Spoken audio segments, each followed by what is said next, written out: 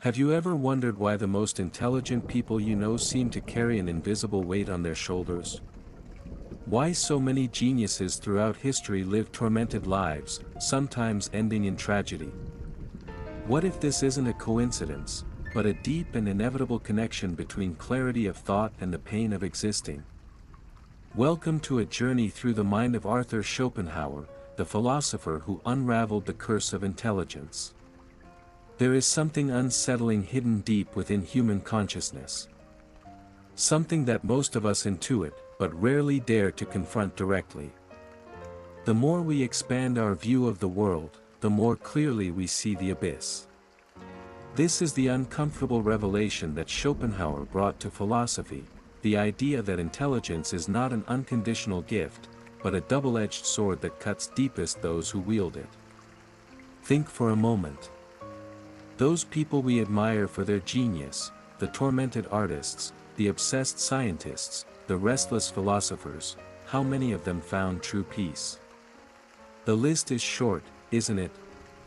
And perhaps you yourself, listening to this reflection now, recognize this duality within you, the blessing of seeing beyond, accompanied by the curse of never again being able to pretend you haven't seen. Arthur Schopenhauer, born in 1788 in Germany, was not just another philosopher. He was the first Western thinker to clearly articulate what many felt intuitively, that human existence is fundamentally problematic, that pain is the essence of life, and that those endowed with greater intelligence are condemned to suffer more intensely because of their capacity to comprehend this terrible truth. When Schopenhauer stated that life swings like a pendulum, backward and forward, between pain and boredom, he wasn't just being dramatic. He was presenting the result of a penetrating observation of the human condition. And more crucial to our discussion today, he realized that this oscillation is felt more violently by those with a more developed intellect. But why? Why does intelligence condemn us to sadness?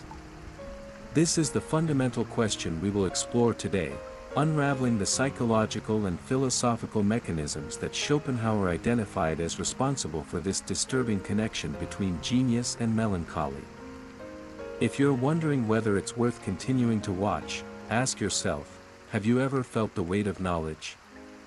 Have you ever wished, at some point, that you could unsee something you understood? If so, this video may finally give a name to what you experience. And if you appreciate these deeper reflections on the human condition, consider subscribing to this channel. Each subscription is a sign that these forgotten truths still find resonance, that there are still those who seek understanding beyond the surface. Let's begin by understanding Schopenhauer's worldview, as it's impossible to comprehend his theory on intelligence and suffering without first grasping his conception of reality. For Schopenhauer, the world has two faces, the world as representation and the world as will. The world as representation is what we perceive directly, objects, people, events. It's the world filtered by our senses and organized by our intellect. The world as will, however, is the underlying reality, the essence of everything that exists, a blind, irrational, and insatiable force that drives all existence. This will manifest in us as constant desires, restlessness, fears, and needs that are never fully satisfied. Even when a desire is sated, another quickly takes its place. It's an endless cycle of wanting and suffering from the impossibility of complete satisfaction. Most people live without clear awareness of this condition. They pursue their goals, enchanted by the veil of Maya, the illusion that makes us believe that the next achievement, the next relationship, the next acquisition will finally bring lasting peace. It's a survival mechanism, a necessary denial of the fundamental truth about our condition. But what happens to those endowed with superior intelligence? This is where Schopenhauer's theory becomes truly fascinating and disturbing. For Schopenhauer, a more developed intellect possesses an expanded capacity for perception. While the average person lives absorbed in immediate concerns, focused on present problems, the individual of superior intellect can visualize distant possibilities, anticipate future problems, see hidden connections, and, crucially, see through the illusions that console others. The more clearly consciousness develops, he wrote, the more it reveals misery. This sentence perfectly encapsulates his theory. Greater intelligence means a greater capacity to suffer, as it implies a clearer view of the true nature of existence. Imagine two individuals looking at the same horizon. The average person sees only as far as their natural vision reaches, perhaps a few kilometers ahead. But the genius, equipped with a metaphorical telescope, sees much further. They see distant storms that have not yet arrived, dangers that others do not even suspect, the vastness of the unknown that extends infinitely. This is the first aspect of the curse, the expanded capacity for foresight and worry. The genius suffers not only from present evils but from all possible evils that their restless mind can conceive. As Schopenhauer observed, the intelligent person seeks, above all, the absence of pain, of discomfort, while the common person seeks pleasure. Notice the fundamental difference in life's orientation. While most actively seek pleasurable experiences, believing that happiness consists in accumulating pleasant moments, the individual of superior intellect has already understood the futility of this pursuit. They know that pleasure is always transient, always followed by new dissatisfaction. Therefore, they orient their life not towards the achievement of positive happiness, but towards the minimization of suffering, a subtle, yet profound, difference. Furthermore, the genius, according to Schopenhauer, possesses heightened sensitivity. Their nervous system is, so to speak, more refined, more receptive to both pleasant and painful impressions. It's as if they live without the protective skin that covers ordinary people, directly exposed to all the world's impressions, without filter or buffer.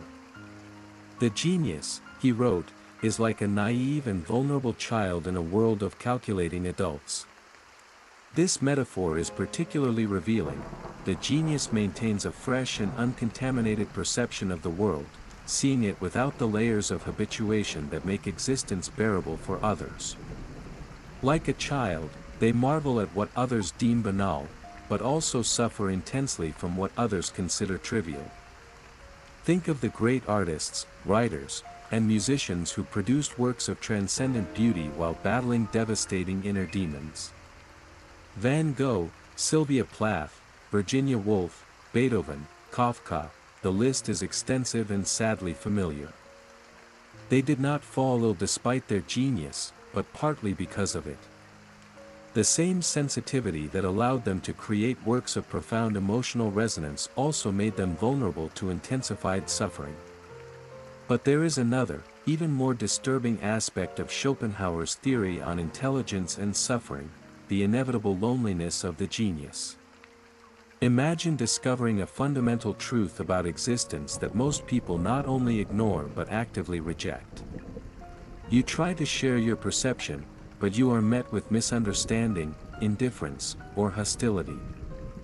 This is the common experience of the individual of superior intellect, according to Schopenhauer. The genius lives essentially alone, he wrote. He is too rare to easily find his equals and too different from others to easily be their companion. This loneliness is not merely circumstantial, but structural, born from the fundamental incompatibility between the genius's worldview and that of the common person. How many times in history have we seen great minds misunderstood in their own time? Galileo confined for challenging the geocentric view, Nietzsche dying in obscurity before his revolutionary philosophy was recognized, Schopenhauer himself, whose works were ignored for decades before finally finding recognition. The loneliness of the genius is aggravated by the fact that they cannot simply turn off their expanded perception. They cannot choose to see the world as others see it, even if it would provide temporary comfort. As Schopenhauer observed, talent hits a target no one else can hit, genius hits a target no one else can see. This is the fundamental isolation, seeing what others do not see, understanding what others do not understand, and carrying this knowledge solitarily, unable to share it completely or escape from it. If you are following this video so far, perhaps you yourself have experienced some degree of this loneliness. Perhaps you've had insights that, when shared, were met with blank stares or quick changes of subject. If this resonates with you, know that you are not alone in your solitude.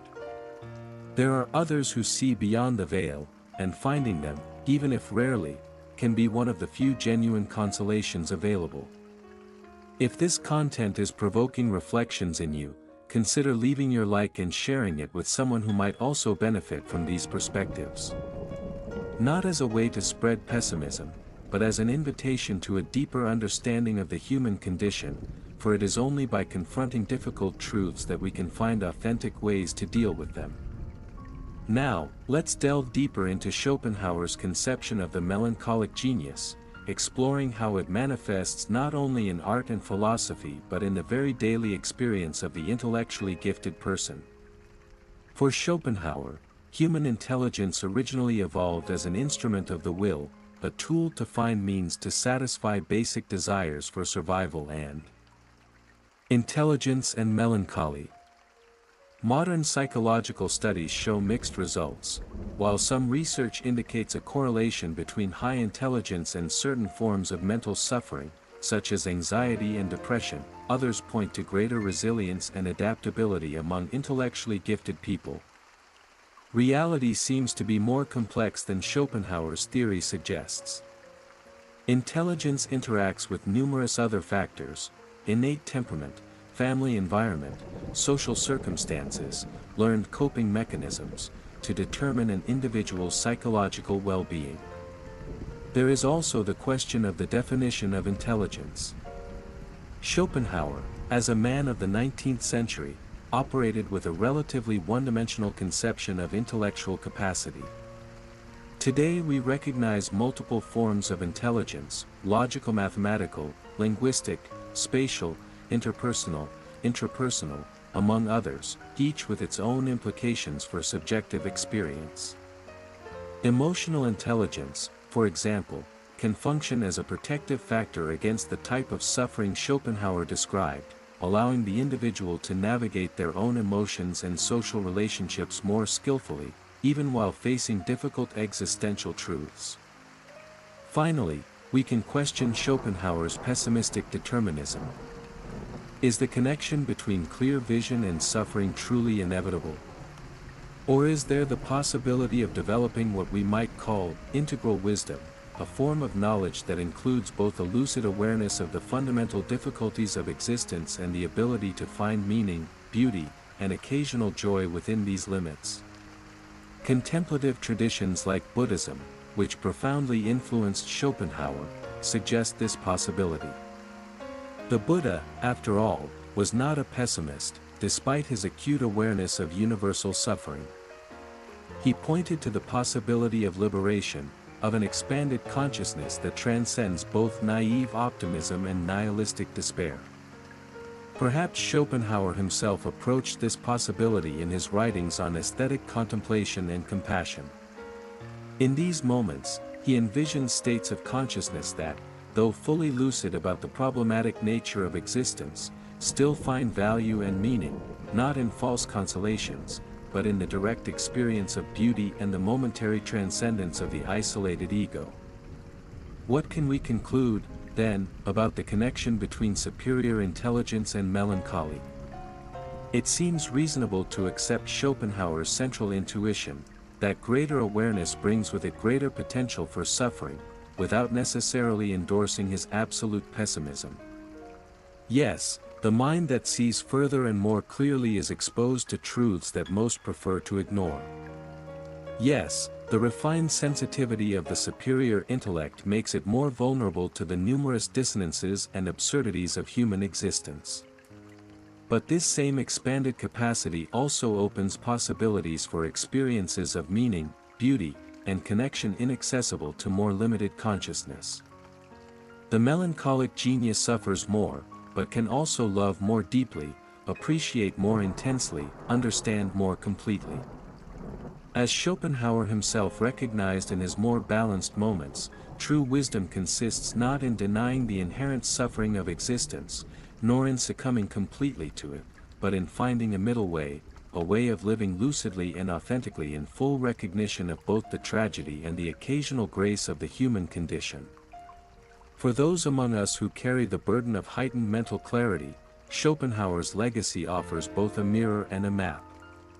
A mirror that reflects with relentless precision our existential condition, and a map that suggests possible routes, through art, compassion, philosophical contemplation, if not to escape suffering completely, at least to find islands of meaning in its vast ocean. If you recognize in yourself the traits of the melancholic genius, know that you are in good company. The greatest artists, thinkers, and visionaries in human history have shared your condition. Your suffering is not a flaw or weakness, but a direct consequence of your expanded capacity to see, feel, and understand. And perhaps there is even a kind of nobility in this conscious suffering. As Schopenhauer suggested in his most inspired moments, the individual who courageously faces the truth of the human condition, without resorting to false consolations or superficial escapes, manifests what is highest in the human spirit, the capacity to find value and dignity even in the face of cosmic absurdity. Before we conclude, I would like to offer some practical reflections for those who identify with the archetype of the melancholic genius. First, acknowledge your condition without judging it as good or bad. The tendency towards deep reflection, tireless analysis, expanded awareness of suffering, these are characteristics of your mental constitution, not flaws to be corrected or virtues to be boasted about. They are simply aspects of who you are. Second, seek balance. Even Schopenhauer, the arch-pessimist, found pleasure in music, literature, and occasional company.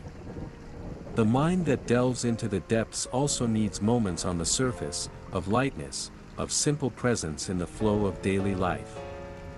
Third, find your peers. Although Schopenhauer emphasized the inevitable loneliness of the genius, he also recognized the rare value of finding kindred spirits. In the company of those who share your depth of perception, you can experience what he called the communion of minds, a temporary, but powerful, antidote to existential isolation. Fourth, consider transforming your expanded perception into creation. Art, writing, music, philosophy, all offer channels to express and potentially transform the suffering of expanded consciousness into something meaningful and even beautiful. It is no coincidence that so many melancholic geniuses found in creative expression a reason to continue. Finally, cultivate compassion, both for others and for yourself. As Schopenhauer profoundly understood, recognizing the fundamental unity of all suffering can free us, even if momentarily, from the prison of the isolated ego. And part of that compassion should be directed towards yourself, towards the sensitive and vulnerable child that persists within every intellectually gifted adult. We have reached the end of our exploration of Schopenhauer's theory on the connection between intelligence and suffering. It is a theory that, more than 2 centuries after its formulation, continues to resonate deeply with the experience of so many inquisitive and sensitive minds. It offers us not only an explanation for the melancholy that often accompanies superior intellect but also possible ways to navigate it with dignity and occasional transcendence. What Schopenhauer understood, perhaps more clearly than any other Western philosopher, is that human consciousness is simultaneously our greatest gift and our heaviest burden. The more developed it becomes, the more clearly it reveals the fundamental truth of existence, a truth that is, ultimately, difficult to face without some form of protection or consolation. There is a particularly revealing passage in Schopenhauer's writings that captures this duality, the life of each individual, viewed as a whole and in general, and when only its most significant traits are emphasized, is really a tragedy, but gone through in detail, it has the character of a comedy. This ability to see simultaneously the comedy in the details and the tragedy in the whole is precisely what defines the melancholic genius. It is a binocular vision that few can continuously bear, but which produces the deepest insights into the human condition. Perhaps you, watching this video, have recognized aspects of yourself in this description. Perhaps you too carry the burden and the blessing of heightened mental clarity. If this is the case, I hope this exploration of Schopenhauer's ideas has provided some consolation, not the false consolation of comforting illusions, but the deeper consolation of recognition, of understanding, of giving name and context to an experience that often remains unarticulated. For in the end, the greatest loneliness comes not from being physically isolated, but from carrying perceptions and truths that cannot be completely shared. And the greatest relief for this loneliness is not to deny these perceptions, but to find evidence that others have also seen them, also felt them, also struggled to reconcile them with the imperative to continue living. If this content resonated with you, consider leaving your like, sharing, and subscribing for more philosophical explorations like this. Your comments are also valuable. Share your own reflections on the relationship between intelligence and melancholy, or suggestions for future philosophical themes you would like to see addressed. Allow me to leave you with a question for reflection: what do you do with the burden of knowledge? How do you balance the lucidity of expanded vision with the human need for meaning and occasional joy? Perhaps the true mark of genius is not just the ability to see clearly, but the courage to do so without completely succumbing to the weight of that vision. Thank you for accompanying this journey through the thought of one of the most profound and unsettling philosophers in Western history. Until the next reflection. Reproduction. In its natural state, the intellect is a servant of the will, working to achieve its goals. But in individuals of exceptional intelligence, something remarkable happens. The intellect develops beyond what is necessary for simple survival. It becomes so powerful that it can, momentarily, free itself from the yoke of the will and contemplate the world objectively, without the filter of personal desires and needs. This is the basis of aesthetic contemplation and philosophical knowledge, according to Schopenhauer.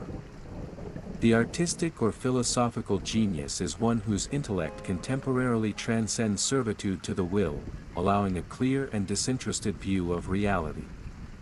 But this liberation comes with a terrible price.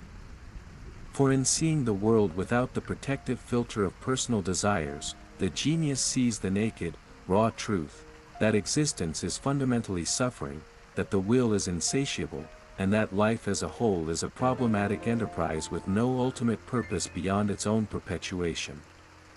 The life of every individual, Schopenhauer wrote, viewed from afar and as a whole, is a tragedy, but examined in detail, it has the characteristics of a comedy. The genius is one who can see both perspectives simultaneously, the comedic detail and the tragic whole, and this dual vision further amplifies their suffering. Consider the experience of the common person, immersed in the details of daily life, in small struggles and triumphs. They rarely lift their gaze to contemplate the complete picture of existence. There is a certain protection in this existential myopia. But the genius, with their binocular vision that encompasses both detail and totality, is constantly aware of the discrepancy between them, of the tension between local meaning and cosmic absurdity. This expanded awareness often manifests as a sense of displacement. The genius lives in the world but never feels completely part of it. They observe common human concerns with a mixture of fascination and perplexity, unable to fully share others' involvement in issues that, from an expanded perspective, seem trivial. As Schopenhauer noted, while the common man is completely filled and satisfied by the commonness of life, those in whom genius lives are not easily satisfied. This chronic dissatisfaction is not mere whim or excessive demand, but a direct result of the clarity of vision that perceives the fundamental inadequacy of any earthly satisfaction in the face of infinite will. But could this picture be excessively gloomy? After all, We know examples of brilliant minds that did not succumb to deep melancholy. Einstein, for example, despite his undisputed genius, maintained a relatively optimistic view of life and humanity. Schopenhauer did not ignore these exceptions but considered them rare and often explainable by compensatory factors. Some exceptionally intelligent individuals are blessed with a naturally cheerful temperament that counterbalances the tendency to melancholy. Others find refuge in philosophical or religious systems that offer some solace. Still others, like Einstein himself, direct their intelligence towards fields like theoretical physics, where the beauty and harmony discovered can provide a counterweight to the perception of human disorder and suffering. Furthermore, Schopenhauer recognized different types of intelligence. There is that which is geared towards the practical, towards solving concrete problems, and there is contemplative intelligence, geared towards fundamental questions of existence. It is mainly the latter that he associated with increased suffering, as it is this form that directly confronts life's insoluble questions.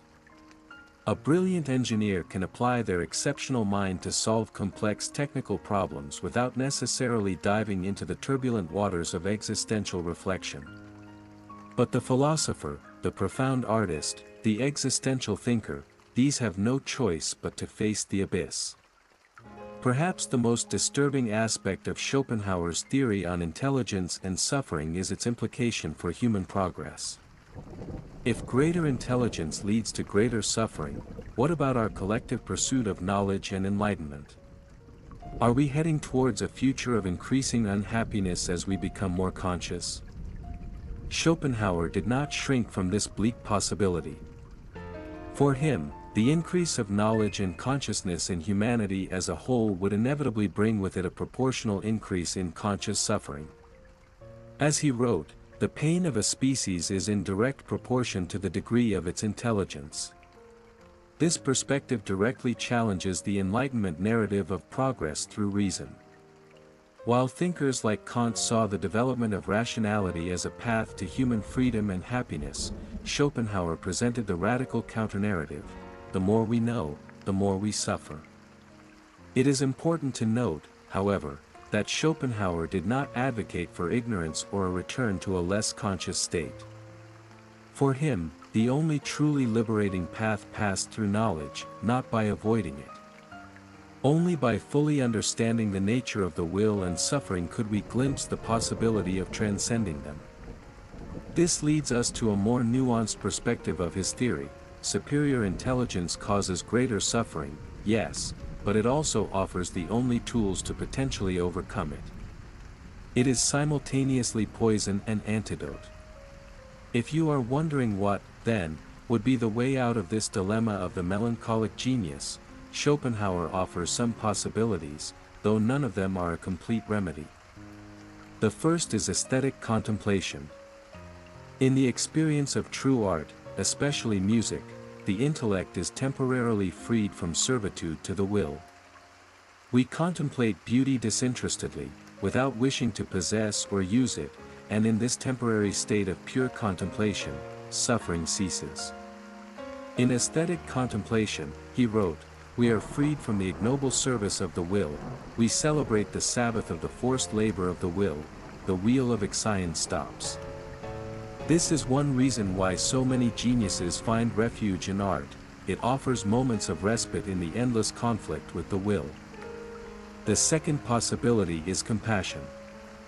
Paradoxically, despite his pessimism about human life, Schopenhauer deeply valued compassion as the only authentic foundation of morality. By recognizing that the separation between beings is illusory, that we are all manifestations of the same universal will, we can transcend egoism and experience compassion as a recognition of our fundamental unity. For the melancholic genius, the practice of compassion offers not only an ethical principle but also a partial antidote to isolation. By truly feeling the suffering of others as one's own, the abyss of separation is momentarily overcome. The third and most radical way out that Schopenhauer envisions is the denial of the will to live.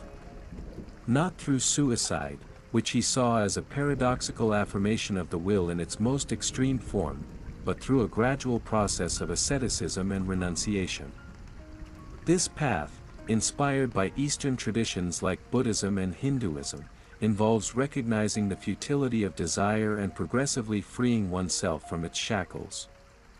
The ascetic saint, who renounces worldly pleasures and comforts, not out of fear of divine punishment or hope of celestial reward, but out of a deep understanding of the nature of desire, represents for Schopenhauer the highest degree of human wisdom. It is interesting to note how this perspective contrasts with the modern glorification of intelligence. In our culture, we tend to see high IQ, intellectual capacity, as unequivocally positive, something to be cultivated, displayed, celebrated. We compete for test scores, boast of our academic achievements, and treat intelligence as a guaranteed passport to a better life. Schopenhauer's view offers us a powerful corrective to this naive optimism. It reminds us that intelligence, like any gift, brings with it responsibilities and burdens. That seeing more clearly does not always mean seeing more pleasant things. That an increased capacity for understanding also implies an increased capacity to suffer. If you are one of those people who has always felt the weight of expanded perception, who carries the constant sensation of seeing too much, feeling too much, thinking too much, know that you are not alone in this experience. Thousands of brilliant minds throughout history have shared this condition. And although Schopenhauer offers no easy solutions, he at least provides us with the consolation of recognition, of giving name and explanation to something that many feel but few articulate. If you are appreciating these reflections, don't forget to leave your like and consider subscribing to the channel. Your support is essential for us to continue exploring these fundamental questions of human existence that rarely find space in today's fast-paced and superficial discourse. Now, let's examine some criticisms of Schopenhauer's theory on intelligence and suffering, as no philosophical idea should be accepted without critical questioning. One of the most direct criticisms comes from the tradition of optimistic humanism, which argues that Schopenhauer exaggerates the dark side of existence and ignores the genuine possibilities for happiness and fulfillment available to human beings, including those of superior intelligence. Thinkers like John Stuart Mill, a contemporary of Schopenhauer, argued that intellectual development, far from condemning to sadness, opens doors to higher pleasures inaccessible to the less mentally developed. It is better to be a human being dissatisfied than a pig satisfied, Mill wrote, defending that the quality of conscious experience matters more than the mere absence of suffering. Another line of criticism questions the universality of the connection between